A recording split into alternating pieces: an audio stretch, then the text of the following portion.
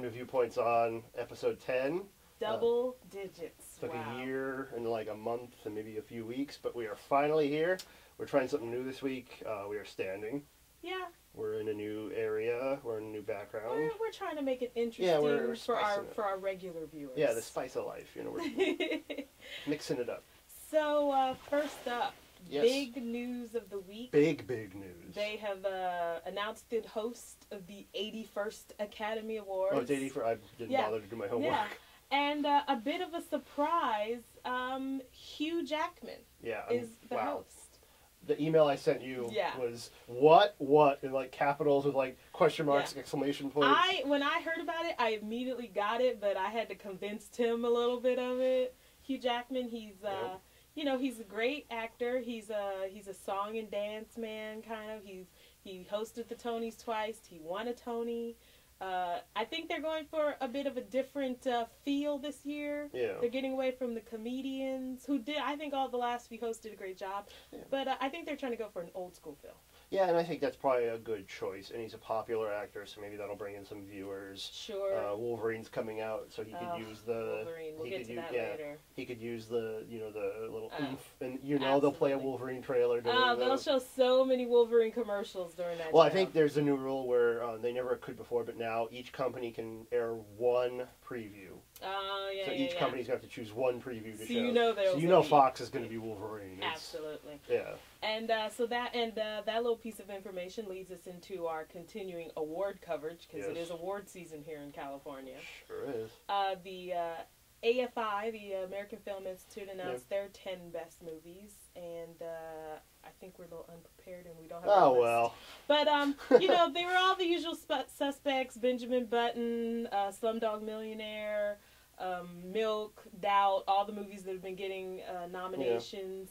Dark Knight was on there, and a bit of a surprise to you, Iron Man. Yeah. Oh, it's a pleasant surprise. We'll say that. Mm-hmm. I loved it. It's on my list. Of course. I just didn't expect other people to love it as much as I did. So. It's a popcorn movie, and they don't always get the recognition when it comes awards time. And it deserves it wholeheartedly, so I'm extremely happy with it. And the AFI also does TV. Yeah. And I know a lot of our favorite shows made that list. The Office, of course. Yeah. Lost. House, which you enjoy. Yeah, there's a lot of them on there. A show that I like that I don't know how many people are watching called Life was on the list, and I'm hoping that was a surprise. That could get a little bump because it's a really enjoyable show. And I don't like it at all.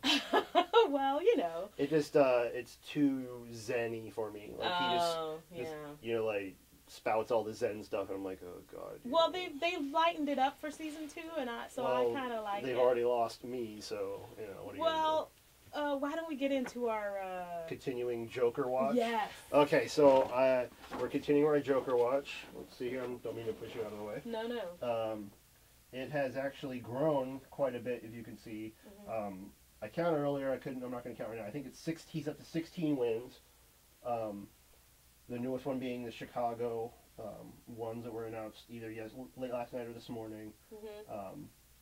And he just got nominated for SAG, and the London one's a good one because it's for lead. So he's against like Frank Langella, Sean Penn, Josh Brolin for W. Yeah, that's a good category. So that's like, wow. Yeah. He still hasn't lost any yet, so besides these three.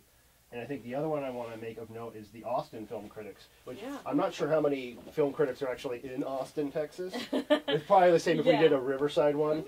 Maybe. But it was the first award to actually go for The Dark Knight. So it's The Dark Knight's first major Best Picture award by itself. It's had a few where it's on a list of the best movies of the year or runner-up, but this is on its own, standalone. The Best Picture of the year is The Dark Knight. Yeah, I think we're all sort of, it seems like it's destined to get an Oscar nomination. I'm hoping. But I think it's right on the bubble because the SAG Awards came out this morning and it didn't get a nomination for Ensemble Cast, which seems a little crazy to me.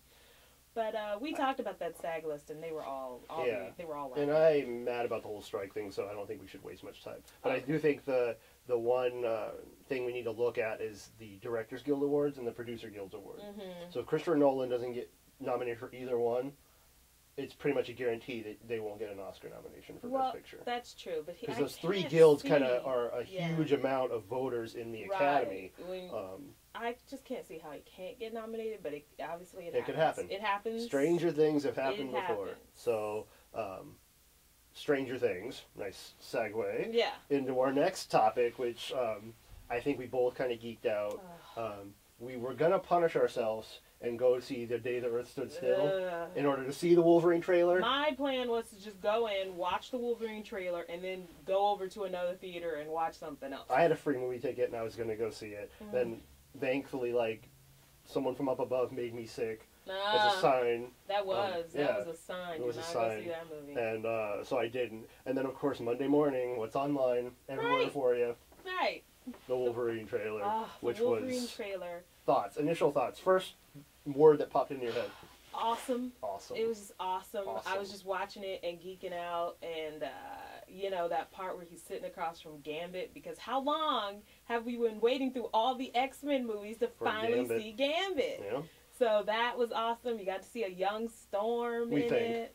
Yeah, she looked, the little girl, we don't know, with white hair. she looked like a young Storm. Yeah. The fight scenes between him and Liev Schreiber, who plays Sabretooth, looked great. Looks awesome. So it looks like it's going to be really good. Comes out in May. That is just a long wait. Yeah, but my word would be jaw-dropping with a hyphen. So I'll use a hyphen, so it's one word. So check it out. You can check it out online. Just Google it. I think it's on MySpace. That's where they're trying to trick you into, like, if you add Wolverine as a friend, then you could see the trailer. But there's plenty of other don't believe the hype.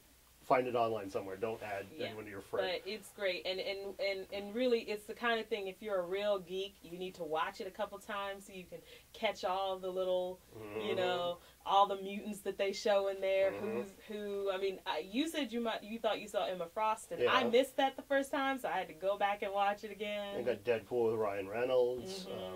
So I think that it's going to be an awesome, awesome movie, and a good summer movie for us to be excited about, and which is early enough for us. Yeah. So that's good. Very excited.